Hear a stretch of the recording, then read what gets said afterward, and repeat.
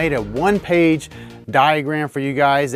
Hey guys, welcome back to Home Theater Gurus. We've been doing a lot of Atmos videos lately, looking at the studio tolerances, the home tolerances, and the cinema tolerance. Today we're going to look at my own personal preference. I've made a one-page diagram for you guys that gives you a very easy equation where you just take a distance and multiply it times a factor to easily and very quickly find the different tolerances or the points you need to put your Atmos if you want to resemble the studio tolerance. And as we know from episode 47 and especially 48 where we looked at the studio tolerance, if we want to hear what the studio heard, we have to resemble the studio tolerance. We can't have a setup that is in no way like the studio tolerance at all, that has speakers that aren't even close to where the studio had their speakers. We can't have that type of setup and expect to hear what they heard. Now, to give you guys a little feedback from myself personally, what I went through, I used to be in the 45-45 camp. I never did the Atmos in line because that just, in line with mains, that just doesn't make sense. But I used to have my Atmos at 45-45. Everybody knows about the Atmos demo disc that Dolby puts out. So, I mean, I've had those discs, for 14, 15 years, back when Atmos was first being implemented in the home theater. And there was just a lot of material on there that I thought was lacking. I would watch a video or a clip, of a demo, and just nothing seemed to really be up there. I was like, yeah, that's kind of a crappy demo. I'm not sure why it's even on this demo disc. Well, it wasn't until years later when I got away from the 45 and actually started looking at the studio, what they were doing, and trying new things, that when I got more separation from the bed layer, started looking at the studio, setting up like the studio, those demo discs completely changed. They went from being smeared to the bed layer, or what I didn't realize they were smearing to the bed layer, but that's what was happening. These sounds just popped. Sounds that were there the whole time, I just couldn't hear them because I lacked separation from my bed layer. They were smearing to the bed layer. They just weren't placed properly. They were not placed like the studio had them placed, so I was not hearing what was intended, and that's the bottom line.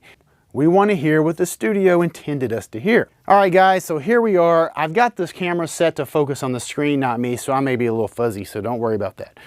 All right, so here's my recommended placement.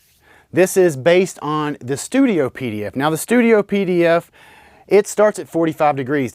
And let's see what we have here. This is my recommended Atmos angle placement based on performance and recreating a studio-like layout to hear what was intended. Now, that's key. 45 to 60 degrees is our window. That's going to put you in the realm of the studio. If you're over here at 30 degrees, 30 to 45, it doesn't sound good at all. It smears to the bed layer. You get way too much gap overhead. If our setup in no way mimics a studio, we simply will not hear what was intended. This is my own personal recommendation. Field test it with overwhelming positive feedback. Now, that positive feedback is 100%. We have had not one person come back and not be blown away. Now, this is people going from 30-45 range, having their Atmos in line with the mains. That's those guys going to this. They have been blown away to the point they feel they have heard Atmos for the first time. This can also be used for width, keeping in mind bed layer height. Now, you can use this same for the width, the same tolerances for the width of the Atmos. But again, as we learned in episode 48, when we looked at the studio PDF, there are adjustments we need to make when we raise the bed layer. So if we get too high with our surrounds or too high with our rears, we may need to make some adjustments. Went over that in that episode. And down here at the bottom, it refers you to 47 and 48. Episode 47 was the Atmos mistakes. If your Atmos are down firing, they're not aimed towards the main listening position, you have mistakes like that, don't expect great sound. We would not listen to our main speakers aimed 60 degrees off axis and expect great things to happen. People don't realize that Atmos speakers image, they have a sound stage. There's so many people out there with poorly placed Atmos speakers, they're not set up properly. And so there's just this thinking out there that they don't really matter. There's a lot more information in those speakers than most people realize because it's just not pronounced enough. It's not hitting their ears because of all these setup and placement issues. And here's the biggie right here. Separation is key. Now that is separation between the bed layer and the Atmos. All right, so let's move over here and look at this real quick. Now my Patreons have already seen this. Even a few weeks ago, I started putting this out, kind of getting some feedback from them. Does this make sense? Blah, blah, blah. But Hopefully this is going to be clear enough for everyone. Okay, plane of speaker baffle. For in ceilings, this is the ceiling level. So if this is your ceiling, you've got in ceilings, this point right here is your ceiling. If you've got bookshelves hanging on a bracket, you're going to measure down to that plane where your speaker baffle, the front of your speakers are at. If you've got a woofer and a tweeter and they're angled, it'll be that point right between the woofer and tweeter. That's what you would measure down to get A. Okay, and this point right here is your seated reclined ear. If you're sitting upright, then your upright ear. For this, we're going to say 3 feet. It may be 3.5 feet, 42 inches in your room. Whatever it is, you need to know this point because we're going to measure from this point at your seated ear to the plane of the speaker. So let's say this is an 8-foot ceiling and we've got 3 feet to the ear. So that means A is 5, okay? So up here, it tells you how to calculate this distance off of that midline. Now, of course, here's our seat facing forward. So we're going to come off of this midline. For 45 degrees, it's A times 1. So if A is 5, it's 5 times 1 is 5. So we come off of here 5 feet. 45 degrees is just starting to sound good with Atmos. It's not great. So this would be a very easy room to outperform, but it's not going to sound, bad. It's just not going to sound great. So this is what we're going to use for our minimum. We don't want to be any further, towards 30 degrees. That's a big no-no spot. No spot, but anyway. All right, recommended angle is 55 degrees. Now this is where I feel you need to be. This should be your goal. Okay, so we're going to go A times 0.7. So that's going to give you 3.5 because A is 5, remember? So 5 times 0.7 is 3.5. You can get your calculator out and back me and double check me on that, but we're going to go 3.5. This way, it's going to put you at 55 degrees right around here. This is going to sound fantastic. That's where you're going to have this overwhelming positive feedback. It's just a very, very good spot, a great spot. The max is 60 degrees. Now remember, you may have to go further than that, especially for like a top rear. If you've got risers that are really tall, you may actually go to 55 degrees. This is before any corrections have been made for the bed layer. So 60 degrees is A times 0.575. I'm gonna get the calculator out for that one. So 5 times 0.575, that's 2.87. We can say 2.9 feet, 2.9 that way and 2.9 this way. And again, okay, that's looking, this is the front of the room, the back of the room. For the width, we can use these same recommendations.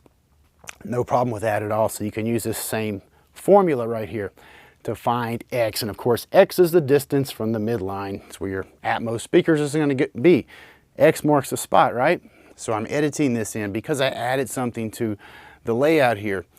Top mid needed. Now this is at 45 degrees. And once you get to 55 in the 60 range, closer grouping, top mid yields no improvement. So that's been added.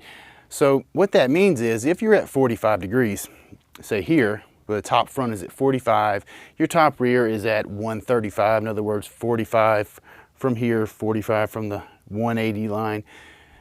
Here we have 90 degrees of separation, okay? Now this is where Atmos is starting to sound good. We're starting to get the separation we need from the bed layer, but we've still got a 90-degree gap overhead, all right?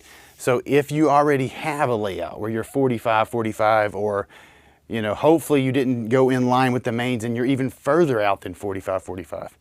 But if that's where you're at, adding a top mid helps tremendously because at 45, 45, we've got a 90-degree gap right here, a huge gap overhead.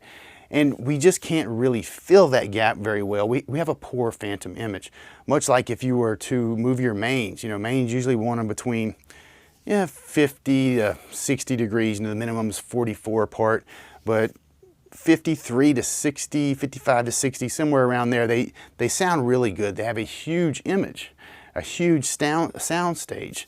So if you were to take those mains and put them at 90 degrees, you can imagine, our sound stage would collapse because it's just too wide. We would not have a very good phantom image in the middle.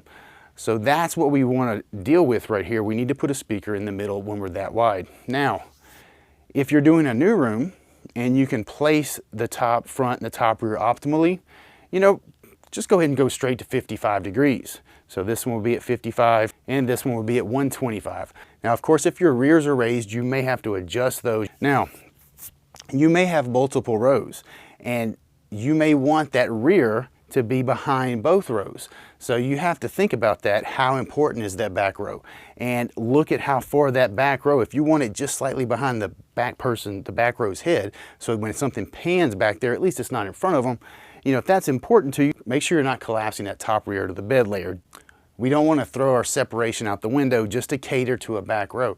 Now, what we can do, if that's really important, you know, we can use arrays. We can have a top rear array where we have a top rear for the front row and a top rear for the back row. And we have to aim those just right. It takes a special speaker like the Triad 9-sat rotatable. That one is awesome for this because you can aim them, and you can aim them in such a way that the back set doesn't steer the front set. So each one has its own top rear. So you can do things like that to solve those problems. But in some rooms, depending on the ceiling height, you may actually be able to place them properly for the main row and have them to where they're not too bad for the back row as well. So the 55-degree thing is not set in stone. You can tweak a little bit, just be aware and make sure you're maintaining separation. Be aware of your angles. Now on the side to side, you know, if we were looking at this, say this was the front, looking from the front to the back, and we had a surround over here, a surround over there, you know, the studio never goes below 45. On that, with that view, they are 45 and then greater. They are never towards 30. So we don't want to do that either. So again, we can go straight to 55 degrees is a great place for the width of your Atmos. And like we talked about a little while ago, if this was an 8-foot room, 5 times 0.7, that was 3.5 this way and 3.5 feet that way. They're 7 feet apart. So in here I've got Valencia Tuscany seats. I've got a row of 4. They're 10 feet wide. The 2 outer heads are about 7 feet from one center of one head to center of the other. So even with an 8-foot ceiling, with this tighter grouping, those Atmos speakers are pretty much directly over the outer seats. We could nudge them over just a little bit, you know, and not be too far out. I mean, at 10 feet apart, that's where we would be with our 45 degrees, you know, but we don't want to go that far unless we have to. And then that's also going to be kind of smearing to our bed layer. So just take that into consideration. So don't go out of your way to cater to a seated head or a seated position that's already compromised. You know, like your side seats are already next to a surround on one side of the room, far away from the other surround. Do we really want to start pushing Atmos speakers, you know, just to make sure we're on any specific side of that Atmos speaker, so you have all the seats on the proper side? Now, I know there are some companies out there that even tell you to set up your Atmos based on angle, and then they pretty much throw angle out the window and say, now go ahead and push it over to make sure that this Atmos is always on this side of all the seats. So if you got a seat over here next to the wall, they're just going to push it over, which is, I mean, that's a great way to make sure nothing in the room sounds good, no seats sound good. You smear to your bed layer. Don't do that. The seat's already a compromised seat, and it's not going to sound bad just because maybe this Atmos speaker is slightly to the wrong side. Look at a professional cinema. I mean, half the seats are on the other side of the Atmos speakers. So, I mean, those seats don't necessarily sound bad, but you don't want to sink the whole ship just to cater to a compromised seat. And no, a processor cannot fix placement. I don't care if it starts with a T and ends in a V, it cannot fix placement issues. They are not magic. Even though people trying to sell them will try to make them sound like they're magic, they're not magic. They can easily be outperformed by a better laid out room. All right, guys, so I hope this makes some of your lives easier. Something quick and easy to follow to lay out your Atmos. But do look at episode 47 and 48. 48, you know, especially if you have risers and you need to make adjustments for those risers, for the riser height. 47, just for basic mistakes. It's just a really good video to watch to kind of understand the goal and understand what's going to stop you or could hinder your performance.